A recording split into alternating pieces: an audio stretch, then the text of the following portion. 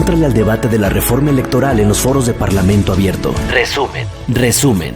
Foro 21. Topes de gastos de campaña en un sistema electoral basado en listas. Están don Jorge Ordóñez Escobar, a quien le daremos inicialmente la palabra, y enseguida a Claudia Barbosa Rodríguez, y luego Humberto Urquiza Martínez, después a Ricardo Antonio Silva Díaz, después a Carlos Vargas Vaca, desde luego enseguida a Jean-Pierre Cambi, que está enlazado desde Europa, entiendo que es desde Bruselas. ¿Estoy en lo correcto? ¿Me está escuchando?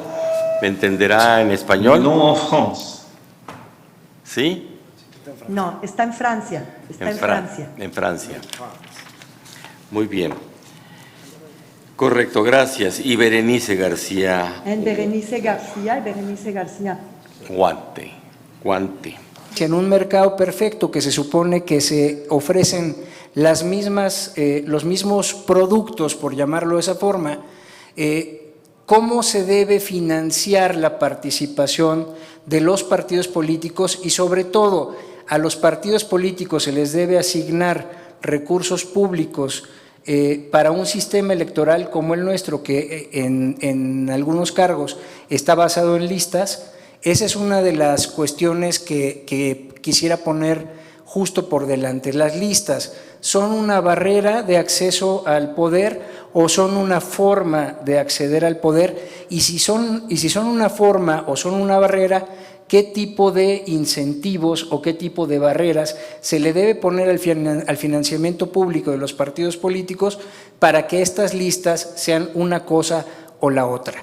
Entonces, si nos ponemos en esta dinámica, tendríamos que pensar si las elecciones son o no un mercado, y si son un mercado, qué tipo de competencia hay en ese mercado, si es un mercado perfecto o si es un mercado imperfecto, quién debe regular ese mercado. Todas estas cuestiones están resueltas de una cierta manera en la Constitución y en la ley, pero creo que es un buen momento para reformularnos esas preguntas. Si las elecciones son o fueran un mercado, ¿qué tipo de mercado queremos que sean? ¿Qué tipo de incentivos a la competencia queremos dar? ¿O qué tipo de barreras a la competencia tenemos que establecer? ¿Quién las debe establecer? ¿Debe haber una especie de CRE o una especie de COFESE para este mercado o no debe haberlo? Están pretendiendo desaparecer la mayoría relativa. Es eso, no la representación proporcional, la mayoría relativa. Bueno, sí, en las democracias, insisto, más depuradas, pero no en la nuestra, que todavía creo que tenemos que caminar un poquito más. Nos están proponiendo listas para plantearse en un tema de representación proporcional, con un tipo de fórmula que, no se dilucida de una manera muy clara. Lo comentaba con la maestra García Guante hace un momento, todavía no nos dicen como muy claramente en el ámbito legal cómo correría la fórmula, porque constitucionalmente hablamos solamente del tipo de sistema, ¿no? Hablamos de mayoría relativa, representación proporcional. En este caso nos quedaríamos con la representación proporcional, pero todavía no nos dicen las reglas del juego bien a bien, porque eso viene en la LEGIPE, justamente. Entonces, habría que centrarnos en el análisis del cómo correría esa fórmula, porque, y lo dicen los doctrinarios, en específico, bueno, yo aludo a los compendios de teoría de la ciencia política, porque esto es ciencia política, que nos refieren que una participación no implica una verdadera representación, pero una representación tampoco implica participación. Entonces, debemos de fijarnos, por favor, en estos elementos, en los elementos que componen el sistema electoral, y tratar de que se respeten para que pueda existir realmente un sistema democrático participativo y no perdamos lo que ya tenemos. De transitar hacia ese esquema de un sistema de representación proporcional puro, entonces tenemos que transformar muchas de las reglas que hoy actualmente tenemos en el tema de financiamiento, ¿no?, de registro de candidatos, de campañas, ¿no? Hoy el tribunal ha sido muy claro en una tesis de jurisprudencia donde dice que los candidatos de RP pueden hacer campaña, que tienen las mismas condiciones que los de mayoría relativa. Sin embargo, es poca la cultura y el ejercicio que tenemos de cómo se le da recurso a esos candidatos, cómo comprueban, están obligados a tener a un representante legal, un administrador o no. En fin, Hay una serie de reglas que tendrían que cambiar a la luz de la transición hacia el sistema de representación proporcional puro. Y entonces tenemos que hablar y definirlo, no será en esta mesa, menos por el tiempo, si es que se va a hablar de un financiamiento a partidos o a candidatos, ¿no? 2, tendríamos una libertad para que todos los candidatos registrados por partidos pudieran hacer campaña. Eso podría generar una sobreexposición de candidatos y una campaña excedida en candidaturas, ¿no? Y ahí sí coincido un poco por donde iba la compañera que me antecedió, porque podríamos saturar al elector de tantos candidatos que a veces puede generar una confusión al momento de votar. Pero bueno, se tendría que definir ello, se tendría que definir también puntualmente los mecanismos de campaña, radio y televisión, por ejemplo. ¿Cómo vamos a acceder a radio y televisión? ¿Cómo se van a repartir los espacios públicos que hay en cada uno de los municipios, de los distritos, ¿no? Y evidentemente, ¿cómo vamos a transitar a la comprobación del gasto? Temas de fiscalización. ¿Qué podemos comprobar y qué no podemos comprobar? ¿Quién le toca comprobar y a quién no le va a tocar comprobar? Hacer una reflexión sobre los topes de gastos de campaña implica también analizar forzosamente la equidad en la contienda y obliga a reflexionar incluso la necesidad hoy de mantener topes de gastos de campaña si se va a cambiar el sistema, ¿no? A lo mejor suena muy disruptivo esto que estoy diciendo, porque el ingreso de financiamiento, incluso público, privado, en donde no haya límites, en donde se permite un mercado libre, en donde la competencia sea mucho más abierta, puede generar otros incentivos que puedan desviar la situación. Pero también creo que esto va comparado, insisto, en lo que hemos vivido hoy con los topes de gastos de campaña. ¿Por qué? Porque hemos escuchado, he tenido la posibilidad de escuchar muchos de los foros y de las intervenciones que ha habido aquí en muchos de los temas, financiamiento, propaganda gubernamental, y creo que hay una constante en todo esto. La sobrejudicialización que ha habido en estos temas, la sobreintervención de los tribunales en la delimitación de los alcances y los gastos de campaña no han sido menor cosa. También ha habido una gran interpretación de los propios tribunales para llevarnos a preguntar si efectivamente el límite a este mercado ha garantizado la equidad en la contienda. Y quizá la respuesta después de analizar todo esto es no. Porque siempre como mexicanos hemos encontrado la forma de darle la vuelta a los límites de los gastos de campaña y de los topes que existen. Y entonces cada vez se tiene que reinventar más el órgano regulador y el órgano jurisdiccional para encontrar y analizar si efectivamente ese uso nuevo de ese mecanismo, ¿no?, burló o no burló el gasto de campaña. Creo, y para concluir, que si vamos a establecer, ya ubicándonos en el punto actual, gastos, límites a los gastos por listas, tenemos que tomar en cuenta muchos elementos, no solamente el número de candidatos, sino la circunscripción en la que se esté realizando y condiciones como la posibilidad de comunicaciones, qué otro tipo de recursos van a emplear para que esta legislación tenga éxito. Si no, vamos a tener una segmentación del electorado y de la representación contraria a lo que la iniciativa plantea, que es que haya una representación proporcional a las fuerzas políticas existentes. La representación proporcional que están debatiendo en este momento está vinculada, obviamente, con la representación misma. Esta da una fiel imagen, permite extraer hacer una fotografía exacta de la opinión pública. Pero, por otro lado, presenta dos inconvenientes. El primer inconveniente es que el elector,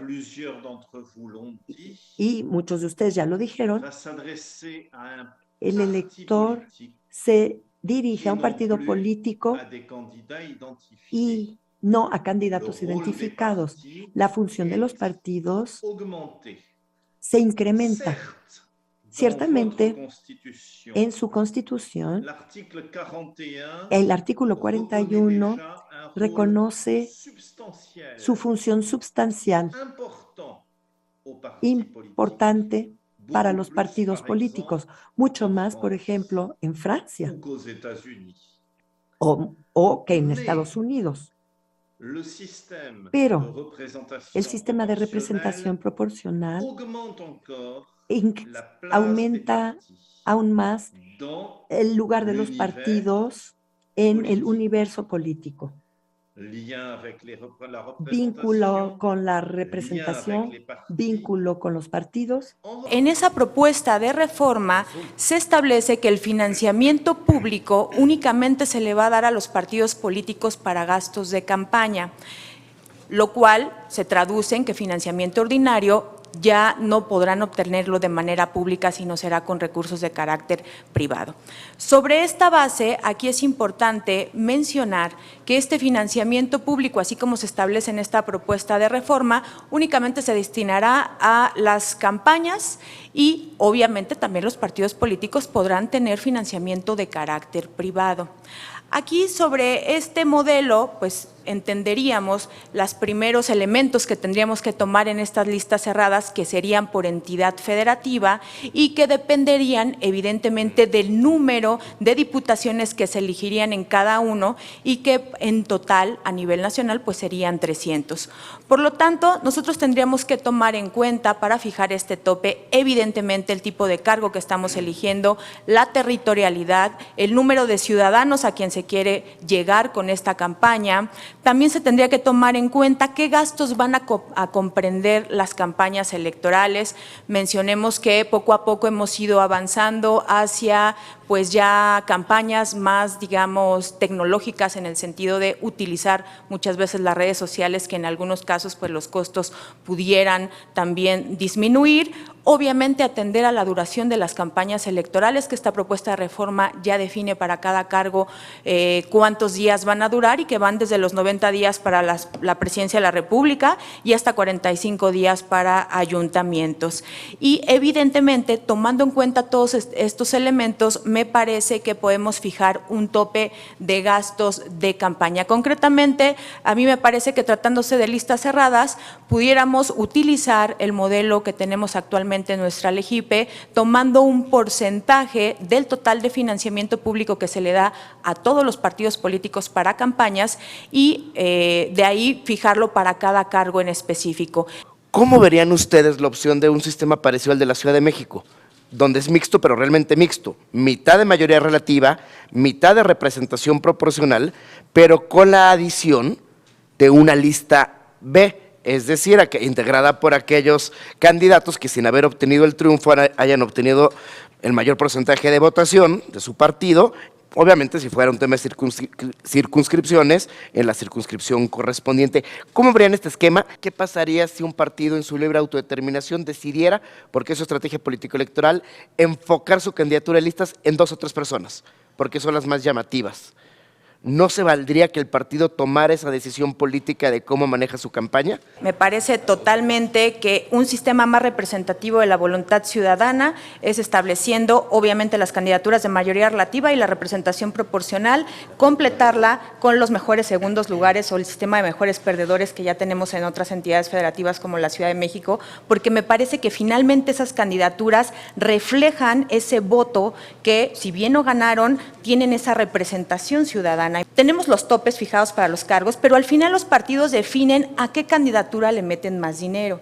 Incluso el partido político nacional, digamos el CEN nacional, define su estrategia política exactamente y en algunos casos ayuda a los comités directivos estatales y manda recursos, y en otras ocasiones es con lo que trae el partido a nivel local únicamente. Entonces, con este sistema que propongo, en este sistema de listas cerradas, me parece que al final todos tendrían el mismo tope y cada partido definiría a qué candidatura le otorga más financiamiento para que hagan mayor campaña, que yo entendería que serían a sus primeros lugares de la lista o a los que tuvieran más, digamos, oportunidad de jalar más votos para esa lista. El modelo que hoy tenemos ha generado mucha descomposición de la representación y de la vinculación entre el representante y la ciudadanía o el elector. Yo creo que, no era el tema, pero me dan la oportunidad de comentarlo, yo creo que el tema de las listas de representación proporcional tendrán que ser abiertas si es que vamos a transitar un modelo puro. Porque si no, efectivamente, la competitividad al interior de los partidos políticos no tendría sentido frente a la ciudadanía. Y esta sobreexposición de candidatos a los que yo me refería, tenemos hoy más o menos 10 partidos, imaginemos 300 diputados por 300 candidatos por cada partido, se vuelven algo impensado, ¿no? Entonces yo creo que tenemos que replantear algunas reglas si es que transitamos a la representación proporcional pura, única como modelo de representación de los órganos colegiados. Pero voy más por el tema de lograr o de evitar, mejor dicho, la sobre y subrepresentación, que en mi opinión se ha debatido, se ha generado un debate que necesitamos transitarlo ya y dejarlo de lado, porque en nada ha ayudado a encontrar una verdadera representación en los órganos legislativos principalmente. Me parece que el tema no solo va a la integración de un modelo o de una forma para acercar la elección al electorado, sino cómo funcionan, y a lo mejor aquí voy a ser muy disruptivo otra vez, los partidos a nivel interno, en la integración de las propias listas. Y yo creo que ahí sí hay un impacto directo en la forma en la que los partidos políticos van a integrar las propias listas, las dinámicas que tienen para la integración de listas, para ver qué conexión tiene el candidato con, más allá de la elección que va a generar, sino de forma previa, ¿no? ¿Qué tanto estoy buscando un ciudadano que conecta con la ciudadanía o un político que llevo a conectar con la ciudadanía? Creo que son dos cosas distintas y habría que hacerlo. Si esto simplifica la fiscalización y si esto simplifica el poder evitar desproporcionalidad en el uso de recursos para generar inequidad en la contienda, yo creo que no, insisto, no necesariamente. No veo yo a la Ciudad de México como una entidad muy, digamos, cómoda con el tema de fiscalización. Ha tenido muchos problemas también para determinar cuándo ha habido excesos. Es más, está por salir, creo, por ahí algún libro que habla precisamente de algunos casos de nulidad de elecciones en uso de gastos de campaña, en donde estas mismas listas están así, ¿no? En un sistema basado en listas, ¿cuál considera usted que serían los mecanismos adecuados para el establecimiento de estos topes de campaña, tanto en precampañas como en campañas? Hablar de fiscalización y rendición de cuentas nos remite a dos sujetos obligados: partidos políticos, que son los que reciben el recurso, y el candidato, que evidentemente gasta el recurso. Ambos son sujetos de fiscalización, aunque quien es sancionado, y lo decían mis compañeros, es solamente el partido político, ¿no? Y en ocasiones, que además es un gran tema, el tema de cómo va a sancionar a los candidatos cuando, más allá de la imposibilidad de ser candidato, cuando se anula una elección, qué pasa cuando se da un gasto, una no comprobación del gasto, qué pasa con los candidatos, tendrán que comprobarlo. Entonces, tendríamos que generar mecanismos que permitan que quien esté haciendo campaña, recibiendo recurso público o privado de estas listas, estén evidentemente comprobando el gasto ante el órgano electoral, en este caso el INE, y rindiendo cuentas del mismo. Pero además siendo objetos de responsabilidad por el gasto indebido. No solamente en el caso, insisto, de anular una elección, sino cuando no hay una comprobación debida, inclusive reparar el daño, porque las sanciones son a los partidos políticos, y quien paga las sanciones son los partidos políticos, no es el candidato. Y creo que tenemos que aprovechar esto para transitar a un modelo de mayor responsabilidad de los candidatos, para que sean los que asuman también de forma corresponsable algún tipo de sanción, ¿no? Sí existe sanción para los candidatos, no solo para los partidos políticos. De hecho, a los candidatos les exigen, en el 2021 no lo hicieron por la dificultad de la fiscalización, pero tienen que dar cuenta de su estatus patrimonial. Lo que quiere decir que un candidato que no cumple con la fiscalización puede recibir una sanción como cualquier acreedor fiscal. Entonces sí está contemplado tal cual este tipo de sanciones. No solo los partidos políticos tienen que cumplir con la sanción, sino también eso está bien determinado, insisto, en el reglamento de fiscalización del Instituto Nacional Electoral. Creo que el sistema de representación proporcional nos brinda la posibilidad de ser muy creativos. Si nosotros estudiamos, vemos, y por ejemplo la obra de Dieter Nolen en este sentido del análisis de los sistemas electorales nos brinda una bibliografía, unos ejemplos muy abundantes en este sentido de la diversidad de soluciones, de elementos, de fórmulas que se toman en cuenta para estos mecanismos. A ver, si aquí vamos a establecer un sistema de listas, ¿por qué no hacemos una lista única? Y si vamos a tomar un criterio poblacional para la elección de los candidatos que van a participar, bueno, de los, quiénes van a ser los diputados electos, ¿por qué no seguimos tomando esos 300 distritos uninominales como base para elegir a los candidatos que van a ser integrantes del Congreso a partir ya de una aplicación de una forma de representación proporcional en todo el país? Y esto nos permitiría, por una parte, que haya ese equilibrio entre el candidato electo y la población que participó en esa elección, y por otra, precisamente la cercanía entre el candidato electo y la población que votó por él. Entonces, creo que es cuestión de tener un poco de creatividad e imaginación. Los partidos políticos son libres de actuar, totalmente libres de actuar. Es el caso en Francia, en Alemania, en Italia, en España. En Francia debe y puede contribuir como lo desea las campañas, pero es inútil que traten de rebasar el tope porque estos gastos se volverán inoperantes. Entonces, los partidos políticos van a ser actores del sistema de financiamiento, pero no actores exclusivos. No hay solo ese papel que pueden jugar. Y agrego para la señora García, la licenciada García, que en nuestro sistema contempla un financiamiento de las campañas y de los partidos para asegurar su funcionamiento. El financiamiento de los partidos se basa sobre los resultados de las elecciones y sobre los curules o escaños en el Parlamento. Queremos seguir financiando partidos políticos porque si deciden ustedes irse por el sistema de listas cerradas, serán los partidos políticos quienes decidan quiénes van en esa lista. Si deciden otro sistema, un mixto, una lista B, lo que ustedes quieran decidir, pues ustedes dirán qué tipo de financiamiento, de dónde quieren financiarlos, hasta dónde quieren financiarlos y para qué quieren financiarlos. Porque el dinero público que se gasta en el financiamiento de partidos políticos solo para actividades ordinarias son 5.500 millones de pesos. Por eso la fiscalización es muy importante y ese es otro de los temas que quiero dejar aquí. A lo mejor estoy sonando más disruptivo que mi querido amigo el rector Silva, pero la utilización del recurso público es súper importante y por lo tanto la fiscalización y cómo la quieran ustedes poner va a ser todavía más importante y las sanciones. Pero más allá de las sanciones, que puede ser incluso, como señalaba el profesor Camán, una sanción penal, es la última ratio. Yo diría que muy probablemente pudieran ustedes establecer alguna sanción penal para un rebase de topes, si ustedes así lo deciden. Yo creo que es última ratio, pero si van a establecer administrativo sancionador, acuérdense que el administrativo sancionador, por disposición de la Corte, aplica principios de derecho penal garantista con modulaciones. ¿Cómo hacemos para que abramos un debate a la nación?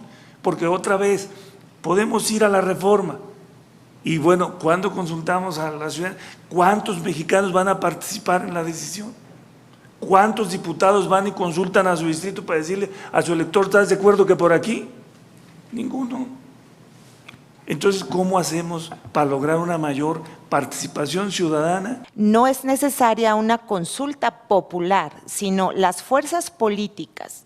En una comunidad política, cuando determinan crear un Estado, derivado de un movimiento social armado, derivado de un golpe de Estado, como quieran denominarlo, porque hay diferentes fuentes, origen de un Estado, se reúnen las principales fuerzas y son las que establecen propuestas y bases.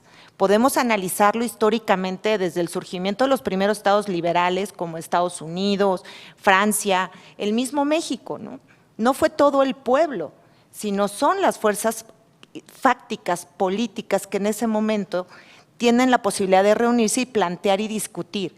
¿Qué vamos a establecer, ¿no? Como en Estados Unidos, vamos a poner una monarquía, vamos a hacer un presidencialismo, ¿qué vamos a hacer?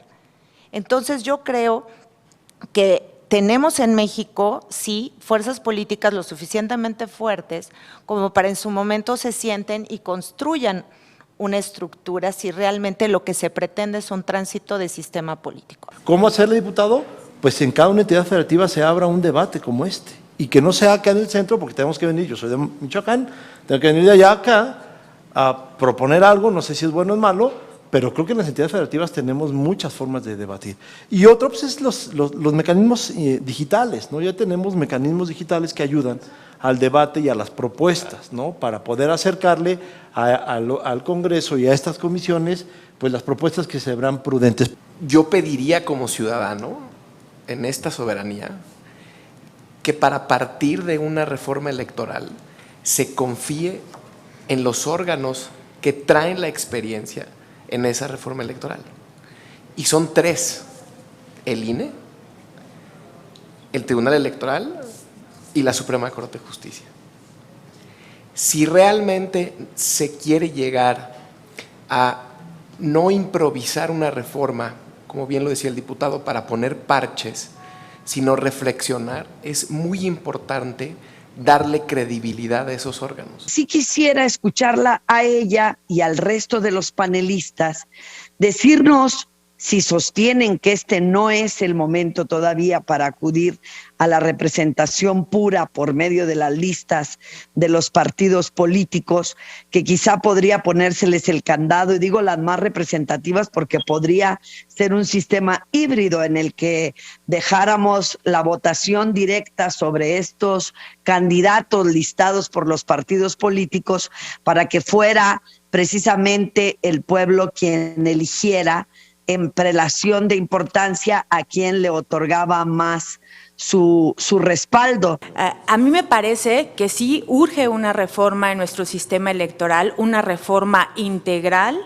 pero que hay algunos puntos de esta reforma de carácter presidencial que sí no garantizarían necesariamente una verdadera representación, y es el caso del tema de las listas cerradas, las listas regionales por entidad federativa de manera cerrada.